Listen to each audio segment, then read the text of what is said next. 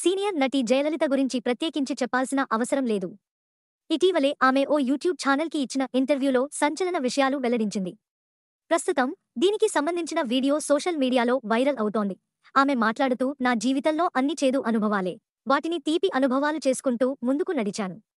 సినీ ఇండస్ట్రీలో ఆయనకు నేను అంటే చాలా ఇష్టం. రామానాయుడు నాకు ఫోన్ చేసి ఖాళీగా ఉన్నావా? కాఫీ తాగి వెళ్ళు జయ, కాసేపు నీతో కూర్చుంటే హాయిగా ఉంటుందని అనేవాళ్లు. ఇప్పుడు కొత్తవాళ్లకి అలాంటి అనుబంధాలు ఏం తెలియవు. అప్పటి రోజులే బావున్నాయి. ఒకరోజు అర్ధరాత్రి ఓ పెద్ద ఆర్టిస్ట్ తలుపు కొట్టాడు. తీయకపోతే ఏదోకటి చేసుకుంటా అన్నాడు. ఆ రోజు చాలా భయమేసింది. కొన్ని ఏం చేయలేని పరిస్థితి, నన్ను నేను కాపాడుకోలేకపోయానంటూ ఏడ్చుకుంటూ చెప్పింది. పాత రోజుల్లో నన్ను ఎవరూ చిన్న చూపు చూడలేదు. కానీ ఇప్పుడు మాత్రం కొంచెం భయంగా ఉంది. కొత్త సినిమాలు ఒప్పుకోవాలన్న కూడా చాలా ఆలోచించాల్సి వస్తుంది. భయపడుతూనే వెళ్తాను, కానీ అక్కడికి వెళ్ళాక పాజిటివ్గానే ఉంటుంది. బాగానే చూసుకుంటారు. ఒకసారి కూర్చొని పేకాట ఆడుకుంటున్నాం, ఇది చెప్పచ్చో లేదో తెలీదు కానీ చెబుతాను. బాబుమోహన్, కోట, బ్రహ్మానందం, నేను సరాదగా కూర్చొని ఉన్నాము.